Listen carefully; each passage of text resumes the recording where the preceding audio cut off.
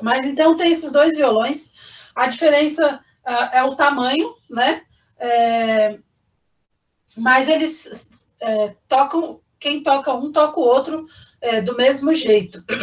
Eles têm as mesmas notas e você pode tocar as mesmas músicas, né? Então, o que tem de diferente entre eles? Aqui, no violão, você tem aqui a caixa de ressonância, né? É uma cavidade oca aqui dentro, o violão é oco. A gente tem a caixa acústica, né? E a gente tem o braço do violão. E as cordas que vão vibrar para fazer a música, elas estão presas aqui e aqui, tá? Então, olha, aqui, daqui até aqui. Então, no violão maior, você tem, além da caixa ser um pouco maior, esses tem um formato um pouco diferente também, mas aqui não interessa muito para a gente vai se focalizar nas cordas. Então, o violão maior aqui, ele tem as cordas indo desse ponto até esse ponto. Se vocês repararem, o início das cordas aqui embaixo está mais ou menos na mesma altura, tem pouca diferença. Mas aqui, ó, você vê que as cordas vêm até aqui para esse violão e até aqui para esse violão. Né? Acho que vocês conseguem perceber que o tamanho das cordas é diferente. Apesar do tamanho das cordas serem diferentes, as cordas são exatamente as mesmas. Exatamente as mesmas no sentido de ser os mesmos materiais, as mesmas espessuras. Então, se vocês, quem nunca prestou atenção num violão, talvez vocês consigam ver. Sim, tô vendo. Dá para ver, professor? Tá. Essas três cordas aqui, ó, elas são de aço e essas três cordas são de nylon. E elas têm espessuras diferentes. Então, essas três de nylon, elas são do mesmo material, mas têm espessuras diferentes. Essas aqui são de aço, mas têm espessuras diferentes. Além disso, você tem as tarraxas aqui, que apertando essas tarraxas, você aumenta a tensão nas cordas. E é assim que faz a afinação do violão, variando a tensão nas cordas. Então, eu queria primeiro mostrar para vocês que os dois violões, apesar de terem o mesmo tipo de cordas, com tamanhos diferentes, eles podem dar as mesmas notas. Os músicos se referenciam às notas, e os físicos, a gente gosta de lembrar que cada nota é uma frequência, né? Na verdade, cada nota são algumas frequências, porque você tem uma nota, aí uma oitava para cima, você tem o dobro da frequência, aí mais uma oitava, você duplica a frequência de novo. Os sons mais agudos têm frequência maior, os sons mais graves, frequência menor. Então, aqui eu vou tocar a mesma corda dos dois violões e a gente vai ouvir a mesma nota. Vamos ver. É o Mi. Eu vou fazer o Mi. O Mizinho.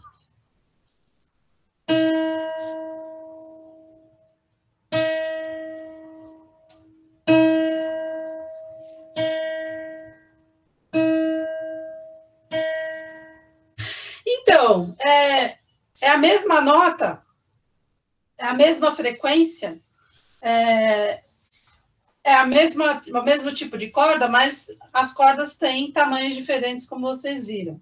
Como que a gente consegue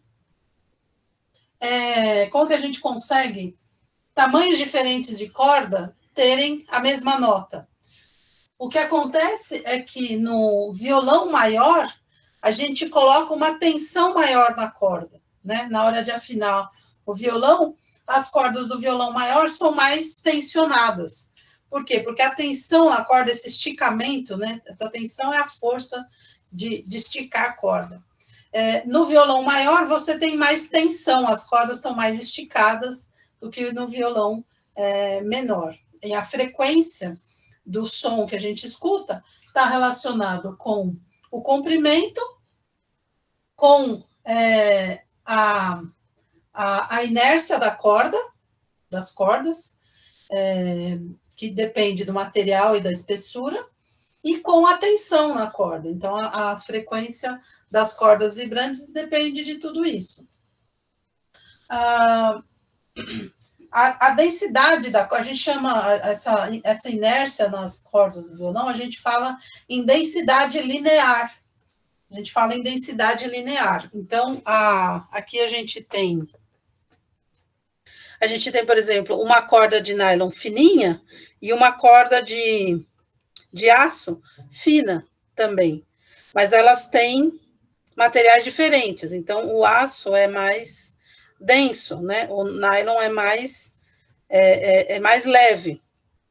Mas eles têm essa variação de espessura, né, entre os materiais, dando diferentes densidades lineares. O que é densidade linear? É a massa dividido pelo comprimento. Então, se você pegar 1 centímetro de cada corda dessa, quanto que tem de massa num centímetro de cada corda? Essa tem pouca massa, essa tem mais massa, vai aumentando a massa assim que você vai subindo aqui. Então, vai aumentando a densidade das cordas. E se vocês verem, nessa configuração aqui, eu não estou segurando nenhuma das cordas, todas as cordas têm o mesmo comprimento. Vamos ouvir as frequências quando a gente aumenta a densidade linear das cordas.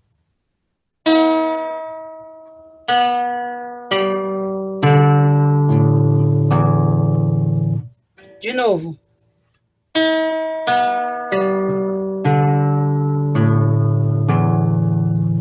Então, o que aconteceu quando eu fui aumentando a densidade linear? A frequência foi diminuindo, o som foi ficando mais grave. Quanto maior a densidade linear, né, quanto mais pesada é a corda, menor é a frequência, mais grave é o som. E aí, em relação ao comprimento, aqui, quando o músico está tocando, né, o violão, ele varia o comprimento segurando na corda, né? Então, ele põe o dedo aqui, por exemplo, esses tracinhos que tem no braço do violão a gente chama de traste. Quando a gente aperta um traste, quando a gente aperta uma corda entre 2 trastes, a corda está presa aqui agora. Quando eu não estava apertando, essa corda Mi, ela estava vibrando desde aqui até aqui. Toda a corda estava vibrando. Quando a gente aperta aqui, eu diminuo o comprimento da corda. Então, eu tenho uma corda só vibrando daqui, desse ponto, até esse traste aqui. Então, eu diminuí o comprimento. O comprimento que era total, eu diminuí. Então, vamos ver a diferença de som. Se eu não apertar... Se eu apertar... Deu para perceber, professor? Sim. Vou fazer uma diferença maior ainda. Faz. Então, comprimento maior... Comprimento menor. Comprimento maior. Comprimento menor. Ficou mais aguda. Ou seja, a frequência aumentou. Então, eu diminuindo o comprimento, a frequência aumenta. Isso significa que a frequência ela é inversamente proporcional ao comprimento. Isso é a mesma coisa que vale para o pêndulo. Quanto menor a corda, quanto menor a corda do pêndulo, comprimento L. Quanto menor a corda do pêndulo, maior é a frequência, né? Menor é o período e maior é a frequência. Sim. Tá? Então vocês aprenderam aqui como que do que depende a frequência das cordas vibrantes do violão. Isso vale não só para o violão, como para todos os instrumentos de cordas vibrando. A frequência, né, portanto, a nota musical, depende do comprimento, da densidade linear da corda e da tensão. Quer falar alguma coisa, professor? Não. Então, é isso. Do violão, é isso. Opa. Aí, outra coisa, alguns de vocês devem ter visto, né, o meu trabalho com o estudante Eduardo, que fez TCC, né, ele fez o trabalho final, estudante de LCN, que fez o trabalho final com o professor Molina, e eu orientei o trabalho, e a gente publicou o artigo que vocês viram do violão e da guitarra. Daqui a pouco eu vou falar mais sobre esse trabalho. Mas, então, naquele trabalho, a gente faz uma modelagem simples de uma corda vibrando, que é tem experimentos didáticos de corda vibrando, né? Se alguém for dar aula em colégios que tem laboratórios didáticos, é possível que vocês encontrem experimentos de corda vibrando. Mas os estudantes vão ficar muito mais interessados em estudar corda vibrando no violão do que uma corda vibrando num laboratório didático. O comentário da corda está presa nos dois lados e a conexão com o átomo. Certo, boa, bem lembrado, o professor lembrou coisas que eu queria falar. Então, aqui, no caso do violão e da maior parte dos instrumentos de corda, como o berimbau, por exemplo, que o Eduardo falou no início da reunião, então, esses instrumentos de corda, em geral, as cordas estão com as extremidades fixas. Então, aqui a extremidade da corda está fixa e aqui a extremidade da corda está fixa. E quando a gente aperta aqui numa casa, também a gente muda o local, o comprimento, mudando aonde fixa a corda. Então, a gente fala que nas extremidades estão nós, né? Vocês aprenderam lendo o Hewitt, que nós é onde você não tem vibração, e barriga onde você tem a máxima amplitude de vibração. Então, no caso dos instrumentos de cordas, as extremidades das cordas estão fixas, elas são nós, né? E uma coisa que o professor lembrou que é importante dizer, que nos instrumentos musicais, a gente tem ondas estacionárias. Então, quando a gente toca uma corda do violão, a gente provoca uma onda estacionária numa corda. O que significa uma onda estacionária? A onda está confinada entre essas duas extremidades, né? A corda está vibrando entre essas duas extremidades. E diferente de uma onda que é caminhante, uma onda que se propaga. Então, aqui, essa onda estacionária na corda do violão, ela vibra o ar, vibra também a caixa, né? Tem a ressonância aqui na caixa do violão, mas eu não quero entrar em detalhes nisso, eu estou interessada na corda. Então, as vibrações do instrumento musical vibram o som, vibram o ar, né? Naquela onda de rarefação e compressão, que a gente estava falando agora de pouco. E essa onda sonora de rarefação e compressão chega aos nossos ouvidos. Então, mas a gente ouve não só sons musicais, a gente ouve ruídos, você ouve, por exemplo, sons de batidas, coisas que não são música e que podem ter qualquer frequência. Você pode, o barulho, o som, se propagando no ar, ele pode ter qualquer frequência. É uma onda que está caminhando. Agora, as ondas estacionárias na corda do violão, elas não podem ter qualquer frequência. Elas vão ter as frequências de ressonância, as frequências naturais das cordas, né? Então, essas frequências que correspondem às notas musicais, né? se o instrumento tivesse afinado, as frequências emitidas corresponderiam às notas musicais. Mas mesmo que não esteja afinado, uma corda do violão, uma onda estacionária, ela não pode ter qualquer frequência. Por quê? Porque a frequência está relacionada com o comprimento de onda, e o comprimento de onda está relacionado com o comprimento da corda. E vocês, né, viram que tem nós e barrigas, você tem que ter um número inteiro de nós e barrigas, é um número inteiro ou semi-inteiro. No caso de extremidades fixas, a gente tem que ter um número inteiro de barrigas na corda.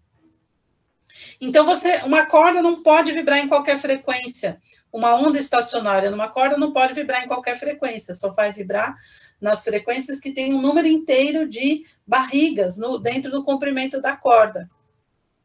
Isso dá uma quantização da frequência das ondas estacionárias na corda do violão.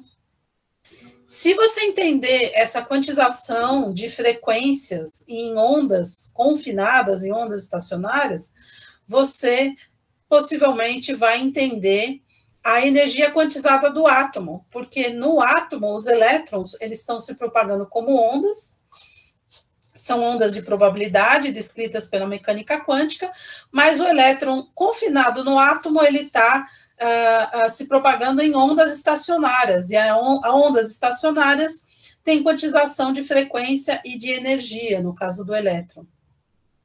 Então, se você entender que ondas estacionárias têm uma quantização de frequência, é possível você entender que os elétrons dentro do átomo têm uma quantização de energia, e isso daí é mecânica quântica, né? Mecânica que descreve os elétrons dentro dos átomos, tá? Então, isso é importante.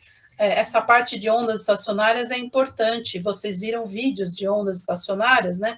A onda estacionária na ponte, da ponte de Tacoma, né? Que se partiu, a ponte que partiu. Ponte que partiu, muito bonito. Vocês viram os meus experimentos na canequinha, tem ondas estacionárias na canequinha com líquido, na tampinha com líquido. Então, as ondas estacionárias, elas têm esse número, se ela tiver presa nas extremidades, tem nós nas extremidades, e tem um número natural, né, um número inteiro de barrigas na corda, tá? Aí, você tem, isso é um tipo de instrumento musical. O outro trabalho que vocês viram, que a gente fez com a professora Roseli, e também com estudantes de LCN, o próprio Eduardo, e esse trabalho do litofone, tem também o AJ, o Arlino Oliveira Júnior. A professora Roseli viu esse trabalho que a gente fez com violão e guitarra, e ela quis fazer um trabalho com rochas brasileiras, fazer um litofone, né? Então, um trabalho interdisciplinar aí de geologia e física. E lá nesse trabalho do litofone, a gente trabalhou, então, com placas vibrando, né? Agora não são mais cordas, são placas vibrando. Placas de rocha, placas de metal, e uma das placas de metal é esse sininho de meditação aqui. Se vocês... deixa eu ver como é que dá para ver. Dá para ver aqui que essa barra, ela não está presa na madeira, ela está só amarrada por esses dois fiozinhos. É o seguinte, a ressonância nesses dois exemplos, a ressonância é o seguinte, os objetos, em geral, têm frequências naturais de vibração. Por exemplo, as frequências da corda do violão. São frequências naturais. O pêndulo tem uma frequência natural. Se você der um estímulo de vibração para esses objetos, se a frequência do estímulo for na frequência de ressonância, em alguma frequência de ressonância do objeto, o que vai acontecer é que o objeto esse estímulo de vibração, ele pode ser um estímulo de vibração de baixa amplitude. Então, é uma amplitudezinha baixa que você dá, né, uma vibração numa amplitude baixa que você dá, mas se você atingir uma das frequências de ressonância, o sistema vai amplificar a amplitude, ele vai amplificar, então naquela frequência, ele vai aumentando a amplitude, por exemplo, no caso da ponte, ele foi aumentando a amplitude, até que chegou uma hora que a ponte não esticava mais e quebrou, né? E o balanço, quando a gente senta num balanço, num playground, como que a gente faz para balançar? A gente balança a nossa perna na mesma frequência do balanço, né? Então, quando o balanço vai para trás, a gente põe as pernas para trás. Quando o balanço vai para frente, a gente põe as pernas para frente. Tem gente que mexe até o corpo, né? Além de mexer as pernas, mexe o corpo, mas na mesma frequência do balanço. O que acontece se você fizer isso? Você vai aumentando a amplitude do balanço, né? As crianças mais de 5 anos já sabem, você não precisa empurrar a criança no balanço, ela aprende a fazer isso instintivamente, ou alguém ensinou, e ela, balançando na mesma frequência do balanço, aumenta a amplitude. Então, a questão da ressonância é que, se você der um estímulo na frequência de ressonância, na frequência natural do sistema, o sistema vai aumentar a amplitude, tá? É isso que é ressonância. Aumenta a amplitude e, portanto, vai aumentando a energia, né, naquela frequência. Então, voltando aqui, no caso das placas, quando a gente tem instrumentos musicais como o litofone, a marimba, o xilofone, que são placas, e esse sininho de meditação aqui, deixa eu tocar ele para vocês.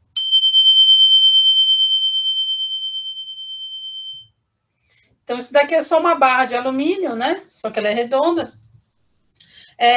Então, todos esses instrumentos de placas, que podem ser de metal, de madeira ou de rocha, eles estão com as extremidades soltas. Então, as placas estão com extremidades soltas. E elas são apoiadas nesses pontos aqui. Ela tem uma proporção definida daqui, igual aqui, tem uma proporção definida em relação ao comprimento da placa. O que está acontecendo aqui? A placa vibra e você tem nós aqui e aqui. Então, onde a placa está sentada ou amarrada, são os nós. Então, você tem as extremidades soltas, né? Então, você tem uma barriga em cada extremidade. Portanto, você vai também ter aqui um número inteiro de barrigas, tá? Também você vai ter uma quantização de frequência. No caso de instrumentos de sopro, o professor vai fazer uma demonstração para vocês, mas eu vou adiantar aqui, só para seguir nessa ideia. Aqui a gente não tem nenhum instrumento de sopro, mas ele vai usar garrafas, né? Garrafas de plástico, e ele vai soprar aqui na boca e ele vai gerar uma onda de pressão aqui dentro da garrafa. E vai ser onda estacionária. Só que é o seguinte, aqui ele vai variar, ele vai mostrar para vocês diferentes alturas de água, né? Então, embaixo, a coluna de ar, ela está tampada. E aqui em cima, ela está aberta. Então, você tem uma parte, é como se fosse uma corda, é como se fosse uma placa que é presa numa extremidade e solta na outra extremidade. Então, o professor vai mudar a altura da água, mas o que eu queria falar é que isso também, aqui vai ter um número semi-inteiro de barrigas, tá? Porque você tem uma parte que é presa, digamos assim, uma extremidade é presa e uma parte é solta. No caso da régua que o professor fez numa reunião passada, é muito parecido com as placas do artigo do litofone, só que uma extremidade é presa e a outra extremidade é solta, tá? Então, você tem também aqui um número semi-inteiro de barrigas, mas a gente sempre tem um número inteiro de nós. O número de barrigas ou é ou é inteiro ou é semi-inteiro. Então, você também tem quantização de frequências para uma placa ou alguma haste que é presa só de um lado e solta do outro. Então, o professor agora vai fazer a demonstração das garrafas, que está relacionado com os instrumentos de sopro. Bom, ficar aqui, usar o computador dela para ficar mais visível. Então, aqui eu tenho uma garrafa, e eu tenho um pouco de líquido. Se eu assoprar aqui em cima, quando a ação de assoprar está gerando um monte de frequências. Só que a frequência natural que está aqui dentro, que corresponde a esse comprimento aqui da garrafa, essa vai receber energia desse meu assopro, e as outras frequências vão se perder, mas ela vai ser amplificada, porque isso aqui se comporta como uma caixa de ressonância. Então, ó, eu tenho um comprimento grande,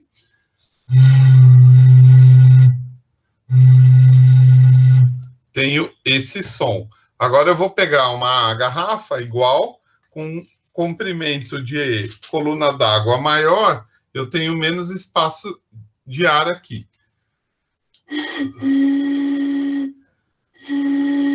Vou fazer de novo. Comprimento de coluna de ar grande, como se eu tivesse uma corda grande. Comprimento de coluna de ar pequeno, como se eu tivesse uma corda pequena, como vocês têm no pêndulo, como vocês viram com a professora fazendo aqui no violão. Quando você diminui o comprimento, aumenta a frequência. Então, eu vou fazer pela terceira vez para perceberem. Som agudo, som grave. Aí a Rúbia perguntou se dava para fazer um paralelo entre as cordas do violão e a nossa voz. Então, Rúbia, a gente tem pregas vocais, então você está me ouvindo falar aqui, e a gente tem uma caixa de ressonância aqui em cima, a boca, tal. Aí a gente faz passar o ar pelas pregas vocais, como eu assoprei aqui, e a gente faz entrar em ressonância a frequência que a gente acha correspondente ao som que a gente quer fazer. Então, eu tenho que assoprar, que nem assoprei a garrafa, então eu tenho que exalar o ar, eu não consigo fazer um som... Estalando língua, eu consigo, mas fazer um som desses que a gente fala, assim, falando, sem jogar o ar para fora. Então, a garrafa não faz som sem jogar ar para fora. Então, se eu fizer quando eu vou mudar a frequência, você vai ver que eu vou mudar a minha estrutura da minha caixa de ressonância. Eu mudo a língua, eu mudo o palato, o palato eu não mudo, mas eu ponho a língua mais para cima, mais para baixo. Então, eu gero uma frequência aqui e faço ela ser amplificada. Eu mudo essa estrutura aqui. Então, a nossa caixa de ressonância está aqui dentro e a nossa prega vocal está ali. O que eu mostrei para vocês e que eu quero... E agora o que eu queria mostrar para vocês não é um instrumento musical, mas é um oscilador. É um oscilador que a gente chama de massa-mola. Então, aqui eu tenho uma mola. Dá para ver aqui? Eu tenho uma mola de plástico.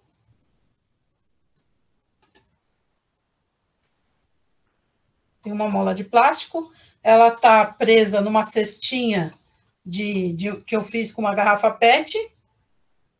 E eu tenho objetos que eu vou colocar dentro dessa cestinha. Então, vou começar com uma rocha que não é muito pesada, eu não sei que rocha é essa, mas eu vou começar com uma rocha, eu vou colocar a rocha aqui e vou oscilar, para mostrar para vocês a oscilação. Acho que dá para perceber que ela oscila com uma frequência razoável. Agora, eu vou colocar uma bola metálica bem massiva, ela bem pesada. E vamos ver o que acontece com a frequência de oscilação. Ó, aqui ela está oscilando com uma pedra, com uma rocha leve. Eu vou aumentar bastante a massa pendurada na mola. Dá para perceber que a frequência diminuiu, né? O movimento ficou mais lento. A frequência diminuiu, o período aumentou. Vocês viram no pêndulo simples que o período não depende da massa, mas no oscilador massa-mola, a frequência depende sim, o período depende sim da massa. Então, vou fazer de novo. Eu estou aqui com a pedrinha, que ela não é muito pesada, mas ela é o suficiente para esticar um pouquinho a mola.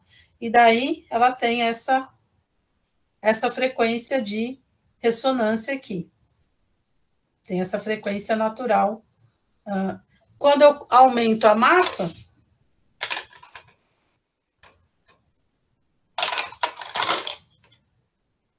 o que aconteceu quando eu aumento a massa? O que aconteceu com o período? O período aumentou, a frequência diminuiu. Então, vocês anotem aí que para o oscilador massa-mola, quando eu aumento a massa, o período aumenta. Quando eu aumento a massa, a frequência diminui. Outra questão em relação à frequência e à mola é a questão da dureza da mola, né? Então, a frequência de oscilação de uma mola depende também do que a gente chama de constante de mola. K, a gente simboliza com a palavra K, que tem a ver com a dureza da mola. Essa mola aqui, ela não é muito dura, é uma mola plástica, isso aqui é de um chaveiro. Ela não é uma mola muito dura.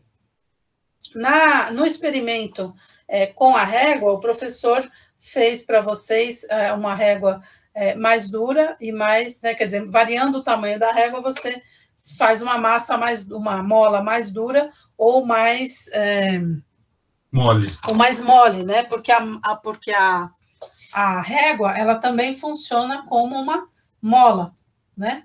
Ele até lembrou que tem amortecedor de caminhão que usa feixe de molas, que são placas, né? Um feixe de placas. Então, você consegue variar a dureza, entre aspas, né, da mola, variando aqui, no caso da régua, você faz mola mais dura. E mola mais dura dá uma frequência maior. Quem viu os vídeos dos experimentos do pica-pau no laboratório da IASH, deve ter visto isso daí. Então, esse aqui é o massa-mola. Aqui está a mola, aqui está a massa. Esse é outro simulador do GeoGebra. Está em inglês aqui. Esse nome do oscilador massa-mola, o nome mais técnico dele é oscilador harmônico simples. É o oscilador harmônico simples. Quem fez mecânica chegou a ver equação diferencial. Essa aqui é uma equação diferencial de segunda ordem, mas isso aqui não é importante, não é o foco. É importante, mas não é o foco do momento agora. Está em alemão, em alemão e inglês, está bilíngue aqui. Mas você você pode mudar a massa e a constante da mola. Aqui nesses dois você muda a dureza da mola e a massa. Daí, quando você dá um início, ó, a mola está oscilando com a massa e você tem esse movimento harmônico. Aqui ele está parecendo um seno invertido. Aí, se eu mandar ele, eu vou resetar, aí eu vou aumentar a massa. Vou aumentar a massa. Olha como ele ficou mais lento. Então, vou deixar ele ficou maior, né? O período está maior, a frequência está menor. Agora eu vou diminuir a massa. Pus a massa pequenininha. Olha como ele está mais rápido. Ele está com uma frequência maior e um período menor. Então, agora eu vou fazer de novo com a massa para vocês, e eu vou variando. Aqui ele não... Então, de novo. Mas vou pôr a massa aqui. Ó, aqui ele fica com um período maior, uma frequência menor. Então, isso para variar a massa. Agora, se eu colocar uma mola com uma constante pequena, eu vou deixar aqui. A massa é igual a 2. Deixei com uma constante de mola pequena. Ele oscila com um período muito grande com uma frequência muito baixa. Agora eu vou deixar a mola bem dura. Ele está oscilando mais rápido. Então, com esse simulador aqui, vocês podem perceber isso. Então, nesse oscilador, você tem aqui a gravidade. Aqui a gravidade não é alterada. Nesse oscilador só importa a massa como inércia e a mola como propriedade do material, a dureza dela. Assim. A gravidade importa, mas a frequência do oscilador está relacionada com a constante da mola e o valor da massa. Da mesma forma que no pêndulo simples a frequência estava relacionada com o comprimento e com a gravidade, o período também, aqui essas duas constantes que são importantes. Eu não vou... A professora vai fazer uma amálgama de tudo isso que então, a gente viu vários osciladores aqui e eu queria chamar a atenção para as frequências deles, né? Então, quando a gente fala em ressonância, frequências da ressonância, frequências naturais do sistema, para esses osciladores, o massa-mola, o pêndulo, a corda vibrante, né, os instrumentos musicais, eles têm essas frequências características, essas frequências naturais, essas frequências de ressonância, e para esses modelos simples, a gente conhece as fórmulas de calcular as frequências, e eu queria mostrar, então, para vocês essas fórmulas de calcular essas frequências naturais, essas frequências de ressonância. Vocês já trabalharam bastante com essa fórmula do pêndulo. E vão trabalhar mais. Vão trabalhar mais. Então, aqui está o período do pêndulo, ele é 2π vezes a raiz quadrada de L sobre G. Vocês sabem que a frequência é o inverso do período, então, invertendo essa equação do período, você tem que a equação para a frequência, a fórmula para a frequência, é 1 sobre 2π, raiz quadrada de G sobre L.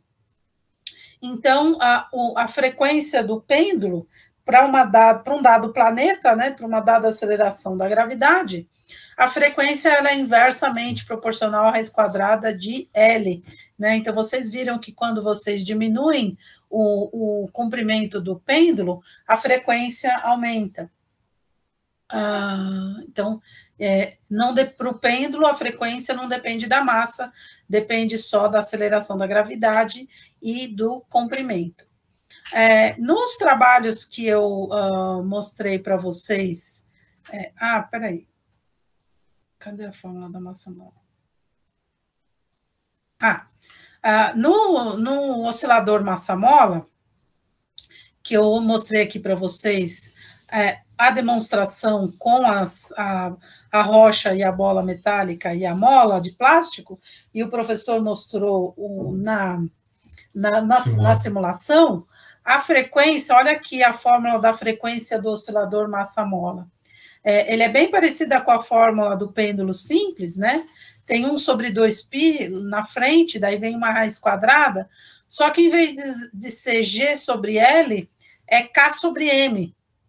Então, para o oscilador massa-mola, a frequência é proporcional à raiz quadrada da constante da mola K, e inversamente proporcional à raiz quadrada da massa, do inverso da massa, né? Inversamente proporcional à raiz quadrada da massa.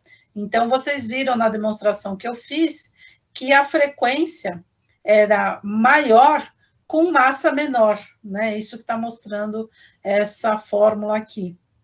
E o professor mostrou para vocês no simulador que a frequência é proporcional à constante K da mola, né? E essa constante K, ela está relacionada com a dureza da mola. Quanto mais dura a mola, maior a constante K. Então, a frequência é proporcional à dureza, né? A características mecânicas da mola, dela ser mais mole ou mais dura, aqui em cima da raiz quadrada, e aqui embaixo tem a massa, que é a inércia, né? A inércia do objeto que está preso na mola. E daí, desses artigos aqui, sobre instrumentos musicais, ensino de física, com os estudantes de LCN, nesses artigos, vocês podem encontrar essa fórmula aqui para o violão e da guitarra, a fórmula da frequência em função da tensão na corda e da densidade linear da corda, Mi. Então, a tensão na corda é tal, a tensão na corda é tal, e aqui o Mi é a densidade linear da corda.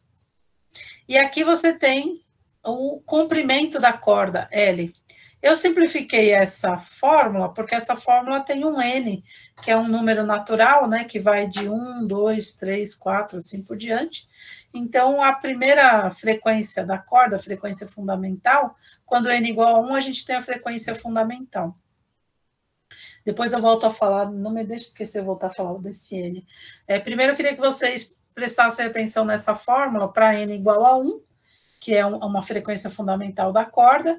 Então, eu simplifiquei aqui fazendo N, não simplifiquei, eu fiz N igual a 1, e aqui está a fórmula, então, da frequência fundamental para uma corda vibrante.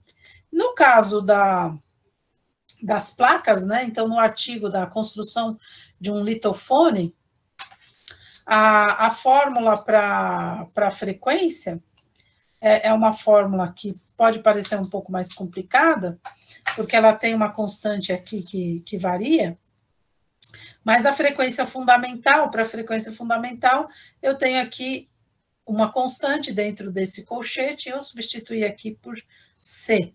Então, aqui a frequência fundamental para as placas, né, num instrumento de placas, você tem essa fórmula aqui. Aqui esse K não é o K de uma mola, né, é uma constante que está relacionada com a geometria da placa, né. Então, por exemplo, no caso do sininho, que é um cilindro de alumínio, a geometria é uma geometria cilíndrica. No caso das placas de rocha, né, quando são placas, é uma geometria outra. Então, essa é uma constante que está relacionada com a geometria. Aí você tem aqui embaixo o L ao quadrado, que é o comprimento da placa. Aí você tem aqui na raiz quadrada, você tem o E. O E é o módulo de Young, que é uma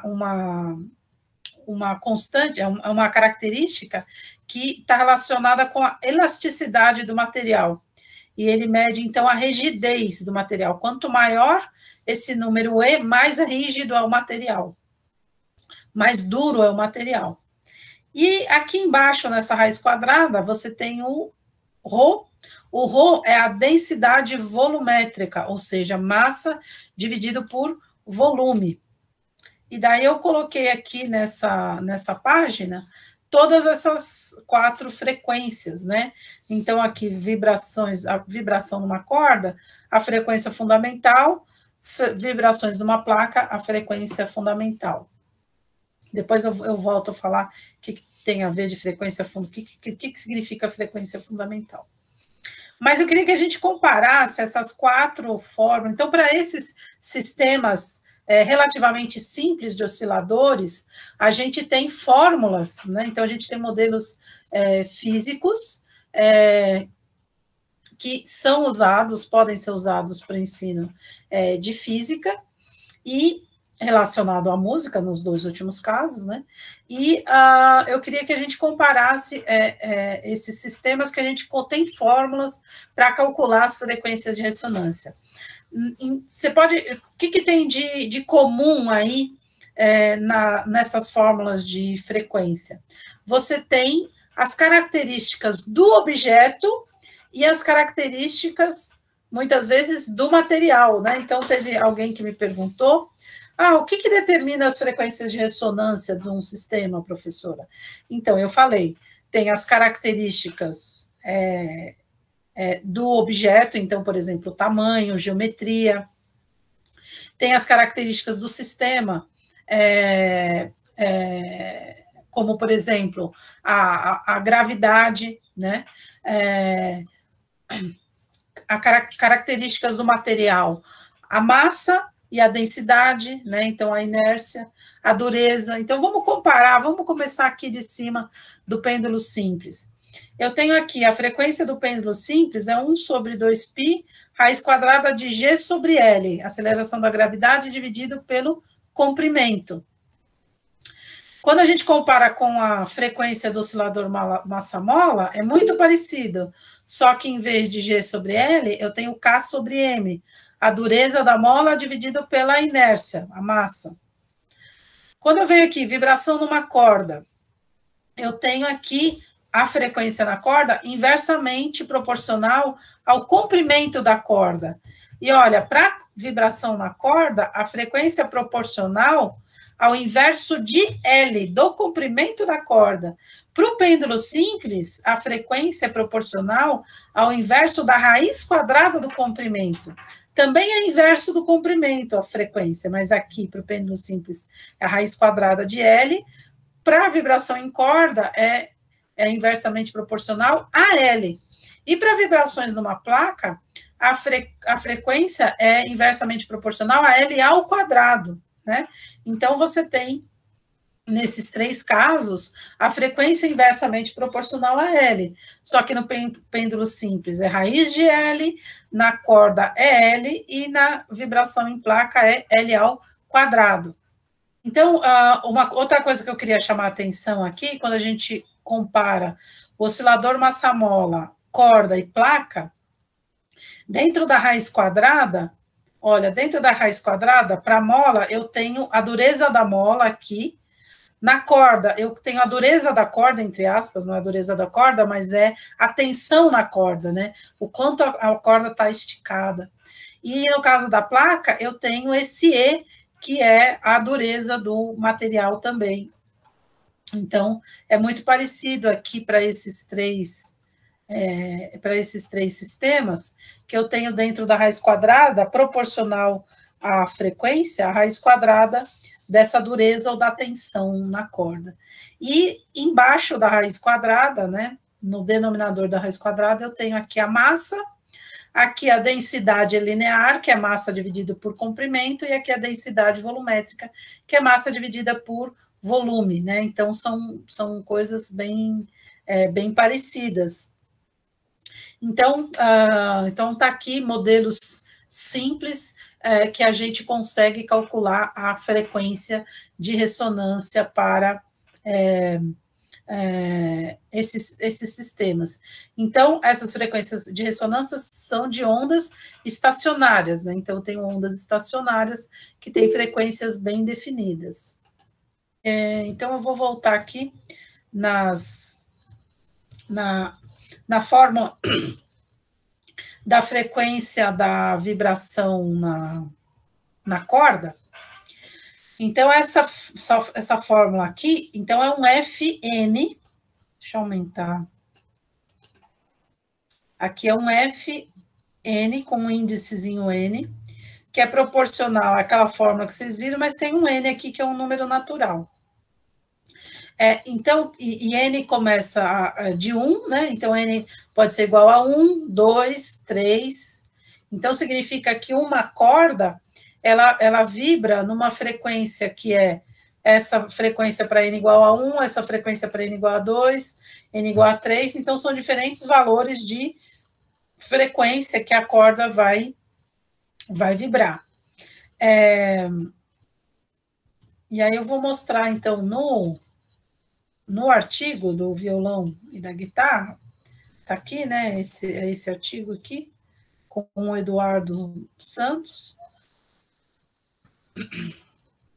No artigo, a gente coloca a equação diferencial, né, resolve aí a equação diferencial. Se você for usar isso com estudantes do ensino médio ou do ensino fundamental, você não vai, obviamente, não vai partir dessa equação, né? Você pode ir direto na fórmula da frequência, essa fórmula da frequência aqui. E aí eu queria mostrar aqui nesse gráfico, a gente tem a amplitude da onda em função do tempo. E aqui está mostrando que a amplitude começa bem grande e vai caindo, né? Isso é quando o som vai baixando, né? Porque tem um amortecimento, né? Então, a amplitude vai baixando. Eu vou tocar aqui uma... dá para ver você aqui no canto. Tá. Então, vocês vão ouvir o som inicialmente alto e aí vai diminuindo o volume.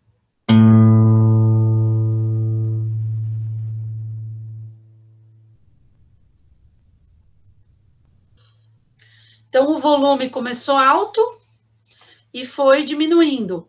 O volume é proporcional ao quadrado da amplitude. Então, nesse gráfico aqui, vocês estão vendo a amplitude caindo, o volume é o quadrado da amplitude. E aí, isso daqui, ó, vai até 3 segundos, o tempo de até 3 segundos. Começou em 1,4 segundos, né? Mas, enfim, tem mais de quase 2 segundos para o som decair, o volume decair bastante. Mas ampliando uma partezinha dessa onda aqui, amplitude em função do tempo, para um intervalo bem pequenininho, a gente vê aí o formato da onda.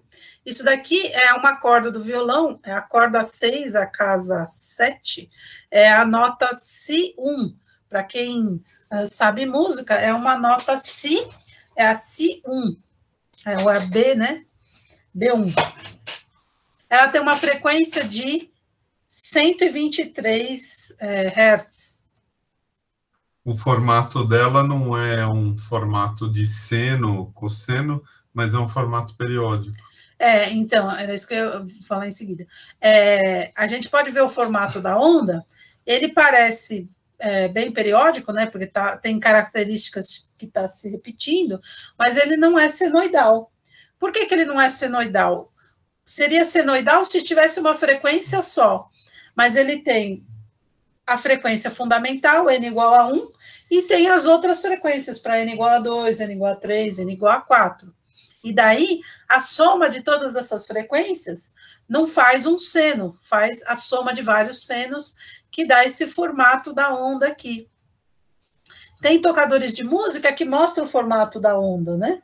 Da onda sonora. Aqui esse é mais simples, porque é só uma nota musical. Quando você tem música, você tem vários instrumentos sobrepostos, né? Então fica mais complicado ainda. Mas aqui a gente pode fazer uma análise. No Hewitt vocês aprenderam ele fala sobre análise de Fourier, né? Da série de Fourier. A gente usa no computador uma análise, a gente chama de análise espectral ou transformada rápida de Fourier, a gente consegue, analisando o som obtido do instrumento, a gente tem esse gráfico aqui de impotência em função da frequência, fazendo o método de Fourier. E aí, se vocês observarem, a gente tem picos bem pronunciados, desculpa, e eles são igualmente espaçados na frequência. Por quê? Porque é N igual a 1, N igual a 2, N igual a 3, N igual a 4, N igual a 5. Você queria falar sobre esses N, você pediu para lembrar? Então, aqui, esses N's, né? Aqui o N está variando, então você tem a frequência mais baixa aqui, para N igual a 1, é o que a gente chama de frequência fundamental, ou o primeiro harmônico, né? Então, a frequência mais baixa é N igual a 1, mas aí você tem as outras frequências. E o que vai dar o formato da onda? Esse formato da onda aqui, a gente entende ele como sendo a somatória de senos com potências diferentes. Então, para cada frequência dessa, você tem que imaginar um seno. Só que são senos com amplitudes diferentes, né, com potências diferentes. Então, cada um com a sua potência. Você soma tudo isso e você consegue esse formato de frequência, esse formato de onda aqui, né? Na verdade, isso que eu falei, na verdade, a análise faz o inverso, né? Essa é a onda que sai do instrumento, né, essa onda sonora, aí a gente decompõe isso em frequências e potências. Então, aqui você tem as várias frequências e as várias potências. E nesse gráfico, nesses dois gráficos, você tem o violão do lado esquerdo e a guitarra do lado direito. Dá para perceber que a guitarra é mais bem comportada, né? Ela tem um sistema mais fácil de trabalhar a guitarra porque tem menos ruído, na verdade tem menos detalhes, né? Eu não vou entrar em detalhes em relação a isso aqui, mas o modelo teórico de cordas vibrantes, isso daqui são dados experimentais, né? Olha como os dados experimentais, as bolinhas, concordam muito bem com a reta ajustada. Aqui a gente ajustou uma reta e a reta passou bem em cima dos dados experimentais. Então, mostra que estudar cordas vibrantes numa guitarra é bem fácil de você reproduzir o modelo teórico. E aí eu vou mostrar no litofone. Então, esse aqui é um artigo do litofone. Está aqui o nome do AJ, o Arlino Camargo Olivério, e do Eduardo Santos, que foram estudantes de LCN. E aí eu queria mostrar aqui, no caso, eu queria mostrar isso daqui, ó, que eu queria mostrar. Isso daqui é a amplitude em função do tempo para o sininho de meditação, essa barra cilíndrica. Essa barra cilíndrica aqui, ela tem esse formato senoidal, então ela tem uma frequência, a frequência fundamental dela é muito pronunciada, né? Além de ser uma frequência bem alta, né? Então, eu vou mostrar para vocês aqui o espectro. Olha aqui o espectro de frequência dessa barra de alumínio. Ela tem uma frequência bem pronunciada, com uma potência muito grande.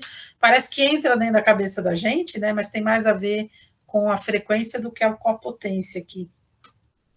Uma frequência alta, 3.200 Hz, essa frequência, ela é bem aguda, né? Esqueci de citar as frequências do violão, depois eu volto lá no violão. Então, nesse espectro, a gente pode ver que tem uma frequência com uma potência bem alta no fundamental, e a gente consegue ver duas outras frequências que a gente consegue prever com o modelo, mas que tem uma potência, são potências bem menores.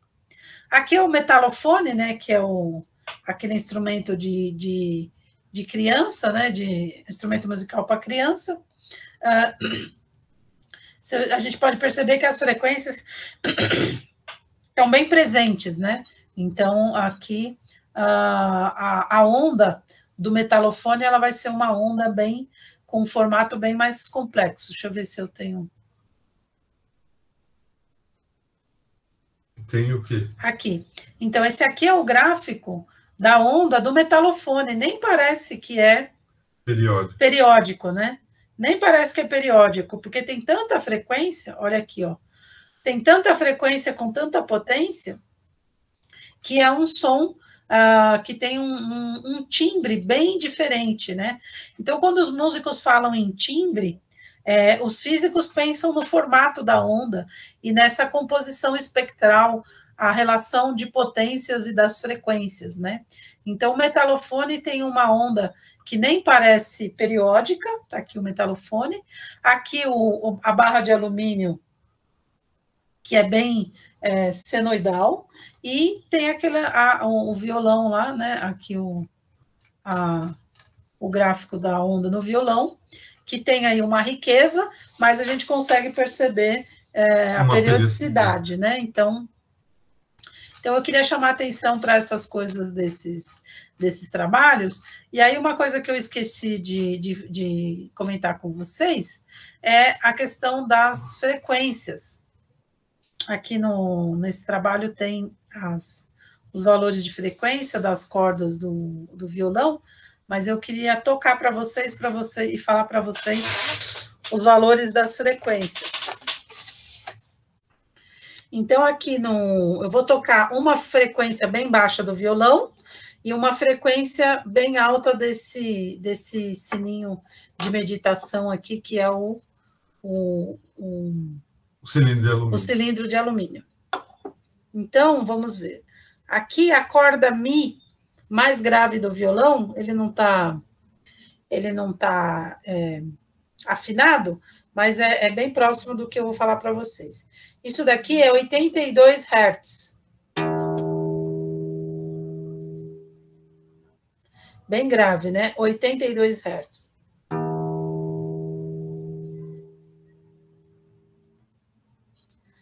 Aqui, nessa corda Mi, eu tenho 330 Hz. Já é bem mais agudo, né? 330 Hz. –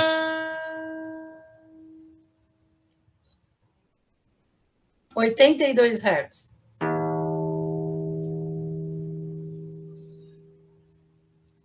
Então, 82 Hz. 330 Hz. E agora, 3.200 Hz. Bem mais agudo, né? Eu queria chamar atenção para essas frequências, né? A gente tem a audição humana, vai de mais ou menos 20 Hz até 22 kHz, né? Esse daqui é 3.200, 3.200 Hz, é 3.2 kHz, né? Então, aqui eu tenho 3.2 kHz. E aqui, 82 kHz. A nossa audição vai de mais ou menos 20 Hz até 22 kHz. Esses extremos variam um pouco, se é homem ou se é mulher, se é jovem, se é novo, né? A idade, com a idade a gente vai envelhecendo, a gente vai perdendo a acuidade auditiva para as frequências maiores. Então, esses intervalos dependem um pouco da pessoa, mas, em geral, é mais ou menos isso que a gente escuta. No trabalho do litofone... É interessante mostrar essa barra de alumínio. Aqui no litofone você tem as placas de ardósia e de granito, né? Então, isso aqui foi proposta da professora Roseli, que é geóloga, né? Então, tem um estudo, uma possibilidade interdisciplinar aqui, né? A professora Roseli queria construir um litofone com rochas brasileiras. Só que para você construir instrumento musical, você precisa calibrar cada nota com a rocha. E a professora Adriana e os outros participantes, inclusive eu e a professora Roseli, a professora definiu qual que é o comprimento da placa para ter uma determinada nota. Então, eu vou voltar, só voltando aqui nos autores, tá aqui o Eduardo Santos, que é coautor do trabalho, o TF dele foi violão e guitarra, e tem aqui o Arlindo Camargo Livério, o AJ, conhecido como AJ, que estava fazendo iniciação científica com a gente nessa época. Então, para as placas, né, você tem essa geometria em forma de paralelepípedo, mas nesse modelo aqui tem que ser placas, ou seja, o comprimento L tem que ser muito maior que a espessura H e que a largura W, né, para ser uma placa, né? Então, esse modelo pressupõe que L é muito maior que H e que W e que a altura, né, que a largura e que a altura. E daí, para o granito, a gente tem esse formato de onda. Então, você pode perceber que ele tem um formato de onda diferente do violão, né? Aqui tem a atenuação, né? Do lado aqui, a atenuação. Aqui, esse sininho que eu mostrei para vocês. E aqui um metalofone infantil, né? Que são placas de metal, né? Elas não são exatamente retangulares, mas são placas de metal. E está aqui a fórmula que eu mostrei para vocês, né, da frequência. Aqui o espectro, né, a análise espectral do granito. Então, vocês podem ver que é bem mais complexo do que a corda do violão. Vocês podem comparar.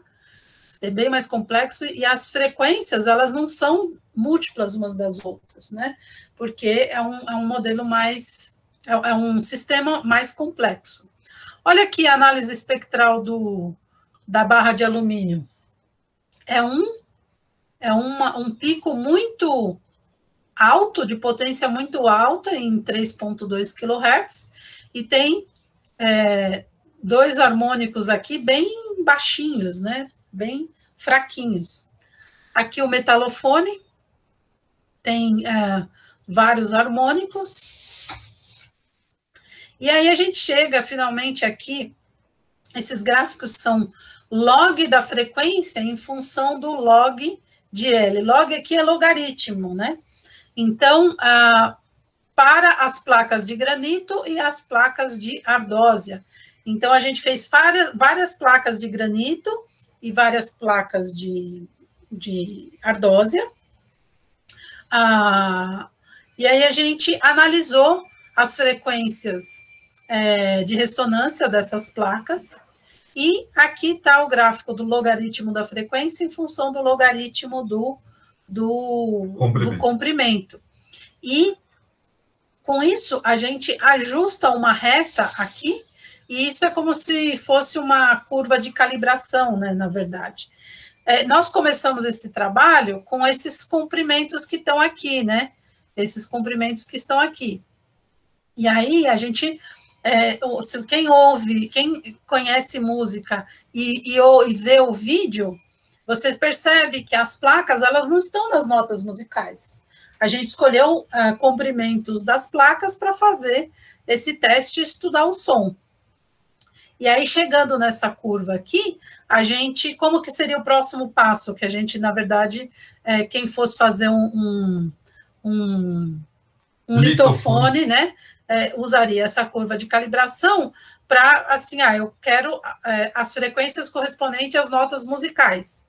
Então, eu escolheria aqui os valores de frequência e, nessa fórmula, eu encontraria, né, essa fórmula que está aqui, ou nessa curva no gráfico, eu encontraria quais são os comprimentos das placas que, né, se você cortar as placas com aquela largura, espessura e com esses comprimentos, você faria placas que dão as frequências que você quer, né? Então, isso que foi esse trabalho. É como se fosse um trabalho de luthier, né? É como se fosse um trabalho, né, para assessorar o luthier, né? Dar conhecimento para ele fazer um litofone. E durante esse trabalho, eu descobri na literatura que esse mesmo método que a gente usou para fazer essa análise é usado para analisar materiais, né? Então, você faz uma barra do material, dá uma pancadinha e analisa o som, vê quais são as frequências que estão lá. Os geofísicos fazem um ensaio não destrutivo na amostra usando o som. Sim. Esse daqui é o mesmo princípio que os geofísicos usam para estudar o planeta, né? Eles fazem vibrações e estudam o planeta, a crosta terrestre, mais profunda. Eles injetam uma vibração e ficam esperando e medem a resposta naquela vibração. Um dos robôs e outra coisa que eu queria concluir é que, se você quer estudar um material ou um objeto, você pode, por exemplo, e se faz isso, né?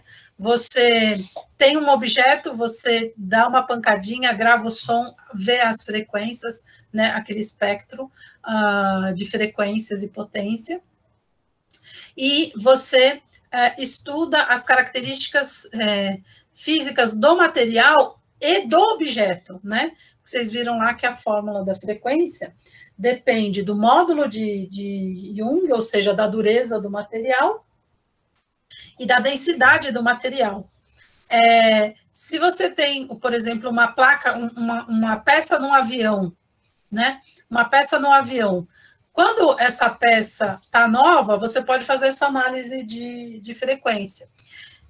Um avião ou qualquer peça que sofra fadiga, né? Que é um esforço, alguma peça que sofre um esforço mecânico, e os metais, os minerais, o esforço mecânico continuado vai fazendo microfissuras no material e vai mudando a rigidez do material, e a gente não percebe, né? Visualmente você não percebe. O objeto, o material parece estar inteiro, parece tão novo quanto antes, mas o objeto vai tendo uma fadiga. Se você fizer essa análise, você vai vendo que as frequências vão mudando. É um jeito de medir a fadiga do material, é um jeito não invasivo de medir a fadiga do material. Sem precisar cortar, destruir o material, você pode saber se a asa do avião está para cair ou não. E como que você faz isso? Você dá uma batidinha, grava o som e faz uma análise de Fourier, né? Os afinadores que são disponíveis na rede, né, que o pessoal usa, por exemplo, para afinar o violão, os afinadores, eles medem a frequência. Como que eles medem a frequência? Eles fazem uma análise de Fourier para medir a frequência do som. Puxa, falamos e mostramos muita coisa, foi muito rápido, mas são muitas coisas interessantes que a gente queria mostrar para vocês hoje.